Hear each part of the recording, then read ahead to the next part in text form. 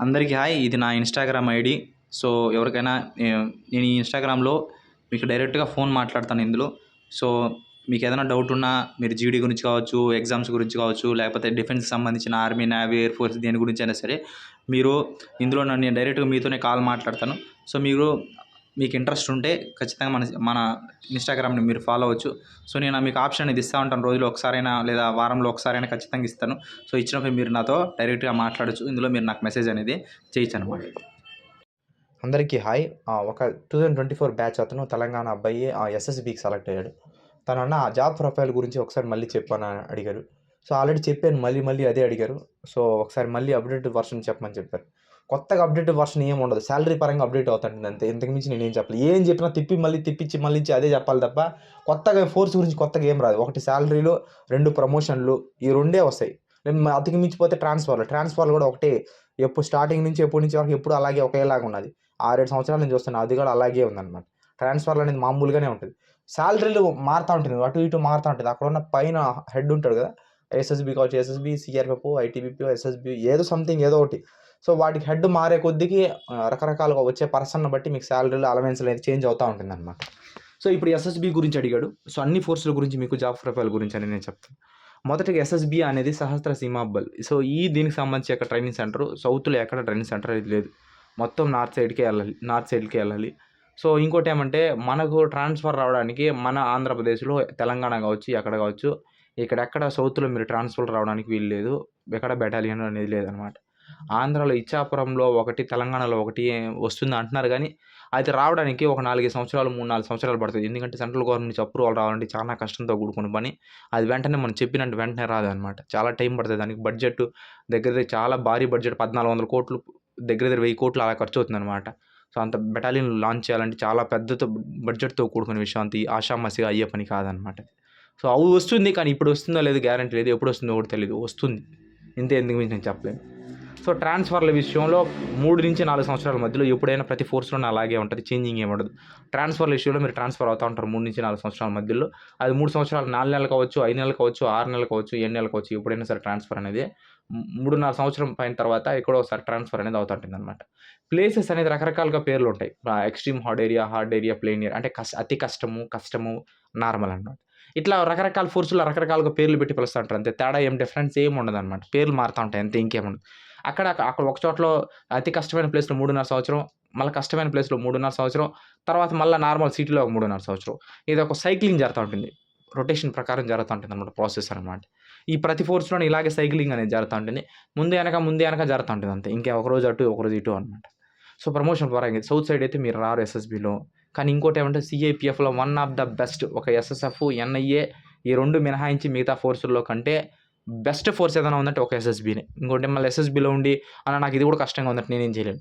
So, నేను ఎక్స్‌పీరియన్స్‌తో చెప్తున్నా. One of the best force in CAPF only SSB అనమాట. బెస్ట్. సో, ఎందుకు అనంటే కష్టం లేకుండా, ఏ గొడవలు లేకుండా, ఏ యుద్ధాలకు పోవాల్సిన అవసరం లేదు. ఏమి చేయాల్సిన అవసరం లేదు. సాలరీల పరంగా, అలవెన్స్‌ల పరంగా, ఫ్యామిలీ పరంగా ప్రశాంతమైన జీవితం ఏదైనా గడపాలంటే, ఉన్న దాంట్లో సంతోషపడాలంటే ఎస్ఎస్‌బీ అనమాట. అదొకటి గుర్తుపెట్టుకుంది. అబ్బాయిలు కావచ్చు, అమ్మాయిలు కావచ్చు. సో, ఏమంటే అక్కడ స్ట్రెంత్ తక్కువ. వెంటనే ప్రమోషన్‌లొస్తాయి. గవర్నమెంట్ ఏదైనా ఆర్డర్స్ రిలీజ్ చేసినా వెంటనే కనెక్ట్ అవుతుంది. ఎస్ఎస్‌బీ వాళ్ళకి కావచ్చు, ఐటీబీపీ వాళ్ళకి కావచ్చు, ఈ అస్సాం రైఫల్ వాళ్ళకి కావచ్చు. ఎందుకంటే చిన్న ఫోర్స్ కాబట్టి త్వరగా ప్రమోషన్‌లొస్తాయి. మెడికల్ ఫెసిలిటీస్ అనేది అందరికి కామను. పెద్దగా ఏముండదు. అందరికీ నార్మల్‌గానే ఒకేలాగా మెడికల్ ఫెసిలిటీ ఉంది. తేడా కొట్టేదంతా సాలరీ కాడ, ప్రమోషన్‌ల కాడ. ఎస్ఎస్‌బీలో, సీఏపీఎఫ్‌లోనే ఫస్ట్ బాగా ఎక్కువ త్వరగా ప్రమోషన్‌లొచ్చేది. ప్రెజెంట్ ఐటీబీపీ కంటే బెస్ట్‌లో ఎస్ఎస్‌బీ అనేది ప్రమోషన్‌ల పరంగా ఎస్ఎస్‌బీ అనేది ముందున్నది. ముందు నడుస్తాంది.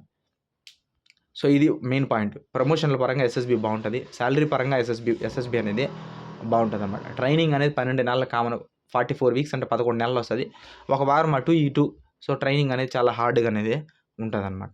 సో, మళ్ళీ ఇట్లా మీరు ఏదైతే ఈ కష్టము, అతి కష్టము, సింపుల్ అనే ప్లేసులుంటాయో, ఇలా మీరు మార్చి ట్రాన్స్‌ఫర్‌లనేది పెట్టుకుంటా ఉంటారనమాట. ఇదొకటి గుర్తుపెట్టుకోండి. మీరు ట్రైనింగ్‌ని చూసి దయచేసి భయపడి ఎవరు రావద్దండి. ట్రైనింగ్ తర్వాత లైఫ్ అనేది పర్లేదు బానే ఉంటది. ఉన్న పరిస్థితుల్లో జీడీ జాబ్ వదులుకుంటే మళ్ళా ఇంకో జీడీ జాబ్ రావాలంటే మీకు తరం పడుతుంది. మళ్ళా జాబ్ అనేది రాదనమాట. ఇదొకటి గుర్తుపెట్టుకోవాలి మీరు మెయిన్ విషయం. తర్వాతొచ్చి ఈ డ్యూటీల పరంగా వచ్చి షిఫ్ట్‌ల వైస్ అనేది నడుస్తా ఉంటుంది. ఆ షిఫ్ట్‌లు రకరకాల షిఫ్ట్‌లు ఉండొచ్చు. డే టైమ్‌లో ఉండొచ్చు, నైట్ టైమ్‌లో ఉండొచ్చు, 4 అవర్స్ ఉండొచ్చు, 6 అవర్స్ ఉండొచ్చు, లేకపోతే 3 అవర్స్ ఉండొచ్చు. షిఫ్ట్‌లు వైస్‌గా నడుస్తుంటది. అక్కడున్న స్ట్రెంగ్త్‌ని బేస్డ్ ఆన్ స్ట్రెంగ్త్ అక్కడున్న ఎంతమంది ఉన్నారని దాన్ని బట్టి మీకు డ్యూటీలనేది నడుస్తా ఉంటుంది. ట్రైనింగ్ కష్టంగా ఉంటది. ట్రైనింగ్ తర్వాత ఒక 1 ఇయర్, 1 ½ ఇయర్ కష్టంగానే నడుస్తదనమాట. మీరు సీనియారిటీ పెరిగే కొద్దీ కష్టం తగ్గుతా ఉంటుంది. తర్వాత మీ జోలికి ఎవరు రారు. మిమ్మల్ని డిస్టర్బెన్స్ చేయరనమాట. కొత్తగా పోతే ఎవరైనా డిస్టర్బెన్స్ చేస్తా ఉంటారు. చిన్న చిన్న పనులు చెప్తా ఉంటారు. పని చేయాలి, అన్నీ చేయాలి. ఊరికే ఉద్యోగం రాదు. ఊరికే జీతం వేలుకి వేలు జీతం అనేది మీకు రాదు. ట్రైనింగ్‌లో మీరు స్టార్టింగ్ పోంగానే దగ్గర దగ్గర 40,000 జీతం తీసుకుంటారు. నో డౌట్ అందులో. ఇప్పుడు పోయే బ్యాచ్ వాళ్ళకి 40,000 తక్కువ రాదు జీతం. 40,000 తీసుకుంటారు. మీరు ట్రైనింగ్ అయిపోయిన తర్వాత మళ్ళీ మీరు ఎక్కడైతే బార్డర్‌కి మీకు అలాట్ అవుతారో బెటాలియన్‌కి సంబంధించి అక్కడికి అలాట్ అయితే అక్కడ అలవెన్స్‌లు ఉంటాయి. సో, రకరకాల అలవెన్స్‌లు ఉంటాయి. తక్కువలో తక్కువ 10, 11,000 నేను చీప్‌గా చెప్తున్నా.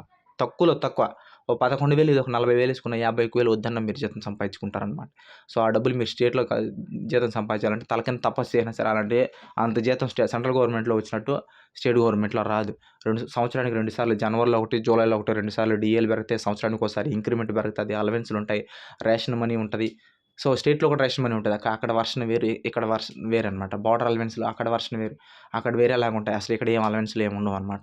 సో, ఇలా రకరకాలుగా పోల్చుకుంటే సో, మిగతా ఫోర్సులతో పోల్చుకున్నా సరే ఎస్ఎస్‌బీలోనే బావుంటది. డ్యూటీల పరంగా కావచ్చు, ప్రమోషన్‌ల పరంగా కావచ్చు, లేకపోతే సాలరీల పరంగా కావచ్చు, ట్రాన్స్‌ఫర్‌ల పరంగా కావచ్చు, ఒక పర్టిక్యులర్‌గా అనేది జరుగుతదనమాట ఎస్ఎస్‌బీలకు సంబంధించి. సో, ట్రైనింగ్ అనేది చాలా హార్డ్‌గా అనేది ఉంటది. సో, ట్రైనింగ్ అనేది మీరు తట్టుకోవాల్సి ఉంటదనమాట. ట్రైనింగ్‌లో మీరు ఎలాంటి చదువుకోవడానికి అవ్వదు. ట్రైనింగ్ ఒక సంవత్సరం రోజులు మీకు నిద్ర ఉండదు. వాటికి అన్నిటికి తట్టుకుంటేనే మీరు సోల్జర్ అనేది అవుతారనమాట. మధ్యలో మీకేదైనా ఎగ్జామ్స్ ఉంటే అక్కడున్న ఇప్పుడు ఏదైతే 21,700 బేసిక్ అనేది ఉందో దానికంటే ఒక రూపాయి ఎక్స్‌ట్రా ఉన్నా మీరు ఎగ్జామ్ రాసేదానికి మీరు ఎలిజిబుల్ పంపిస్తారు. నార్మల్‌గా తక్కువ ఉన్నా సరే సార్ వాళ్ళు మీరు రిక్వెస్ట్ చేసుకునే దాన్ని బట్టి ఉంటే వాళ్ళేం మరీ అంత శత్రువులేం గాదు.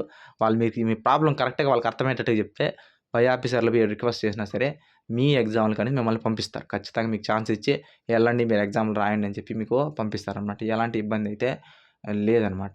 డ్యూటీలు మొత్తం నార్త్‌లోనే ఉంటాయి. సౌత్‌లో మీరు ఎక్కడికి రారు. నేపాల్, భూటాన్ బార్డర్‌లోనే డ్యూటీలనేది చేయాల్సనేది ఉంటదనమాట. ఎప్పటికీ సౌత్‌లోకి రాలేరు.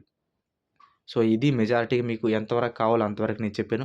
ఇందులో మీకేమైనా అర్థం కాకపోయినా లేదు ఇంకా డెప్త్ అంటే ఇంక నేను ఇంకా గిన్నులు అవన్నీ చెప్పాలి. అవంతా అవసరం లేదనమాట. ఎందుకంటే మీకు ఆటోమేటిక్‌గా మీరు ట్రైనింగ్‌కెళ్తే ఆటోమేటిక్‌గా అక్కడ అన్నీ నేర్పిస్తారు. నేను చెప్పబల్లా. వాళ్ళే అంతా మీరు స్టార్టింగ్ నుంచి ఎండింగ్ వరకు మొత్తం మీరే నేర్చుకుంటారనమాట. ఎస్ఎస్‌బీకి సంబంధించి నెక్స్ట్ మంత్‌లోనే మీకు జాయినింగ్ అనేది ఉండబోతుంది.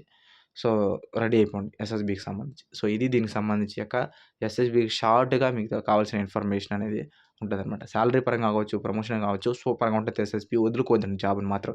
ఎస్ఎస్‌బీ గాని, ఐటీబీపీ గాని, ఎస్ఆర్ఎఫ్‌లు గాని ఈ 3 జాబులొస్తే మాత్రం ప్రశాంతమైన జీవితం, హాలిడేస్ త్వరగా వస్తాయి. ఒకరోజు అటు ఇటు నడిచినా సరే మిగతా వాటితో పోల్చుకుంటే హాలిడేస్ త్వరగా వస్తది. వైన్ దొరుకుతది, అన్నీ దొరుకుతది. హ్యాపీగా ఉండొచ్చు, ఫ్యామిలీని పెట్టుకోవచ్చు, అన్నీ చేసుకోవచ్చనమాట. సో, ఉన్న దాంట్లో చెప్తున్నా నేను. నాకే కావాలా నేనే అవ్వాలంటే అది అవుతావు. సో, కొంచెం అటు ఇటు నడుస్తా ఉంటుంది. అన్నిటికి అడ్జస్ట్ అయిపోయి పోతా ఉండాలనమాట. సో, ఇది దీనికి సంబంధించి ఎస్ఎస్‌బీకి సంబంధించి. ఇందులో మీకేమన్నా అర్థం కాకపోయినా, లేకపోతే ఇంకా వేరే డెప్త్‌గా వీడియో కావాలన్నా కింద మన ఛానల్‌లో మస్తుగా ఎస్ఎస్‌బీ గురించి ఉన్నాయి. సో, షార్ట్‌గా చెప్తాను. మీకు ఎంతవరకు కావాలో ఆడి వరకు మాక్సిమం చెప్పాను. సో, అది దీనికి సంబంధించిన వీడియో. వీడియో నచ్చితేనే సబ్స్క్రైబ్ చేయండి, లైక్ చేయండి. ఒకవేళ నచ్చకపోతే చేయొద్దండి. Thank you so much. జై హింద్.